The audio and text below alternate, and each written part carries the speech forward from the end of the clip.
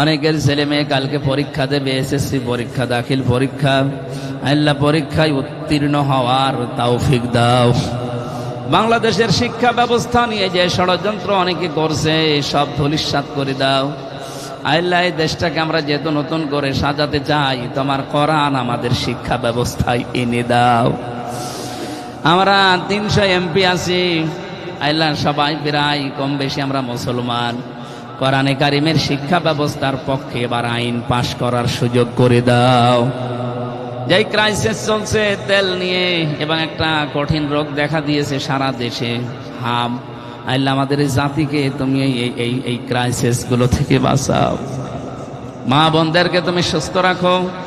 অনেকের পরিবারে অশান্তি আছে, অভাব আছে, আমরা জানি। এই সাতক্ষীরার মানুষের উপরে যে অত্যাচার, জুলুম, নির্যাতন হয়েছে, আল্লাহ এরা ঘুরে দাঁড়িয়েছে, এদের মাজা তুমি শক্ত করে দাও, এদের পরিবারের অভাব দূর করে দাও।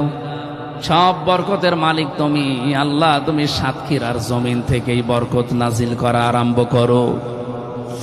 যত রকমের জুলুম অত্যাচারে 17 বছর তারা পেয়েছে, আল্লাহ আগামীতেই 5 বছরে তাদের সব ক্ষতি পূরণ করে দাও। আল্লাহুম্মা গফিরলি ওয়ারহামনি ওয়াহদিনি ওয়াফিনি ওয়ারযুকনি ইয়া রাব্বাল আলামিন। যে যুবকগুলো আজকের মাহফিলের জন্য দেখলাম খাটাখাটনি করছে, এদেরকে কবুল করো। আল্লাহ তোমার বান্দা মিলন, মাওলানা রবিউল, মাওলানা ওয়াহিদুজ্জামান সহ যত আলেমরা এখানে কথা বলেছে, আলেমদেরকে কবুল করো। যে দায়িত্ব মাথার উপরে চাপিয়ে দিয়েছে প্রায় 4.5 লাখ মানুষের বিশাল দায়িত্ব, আল্লাহ এইটাই আমার জান্নাত জাহান্নামে যাওয়ার একটা মাধ্যম। এদের হকগুলো আদায় করে জান্নাতে যাওয়ার পথ সহজ করে দাও। কখন কার কাছে মরণ আসে জানি না, কোনো দুঃখ নেই মরতে আমাদের। রব্বুল আলামিন, তোমার কাছে পাপিষ্ঠ হয়ে যেতে চাই না, মুমিন হয়ে তোমার দরবারে যেতে চাই। আমাদের মর্যাদা, দারাজাতুল উলা তুমি আরো দিন দিন বৃদ্ধি করে দাও।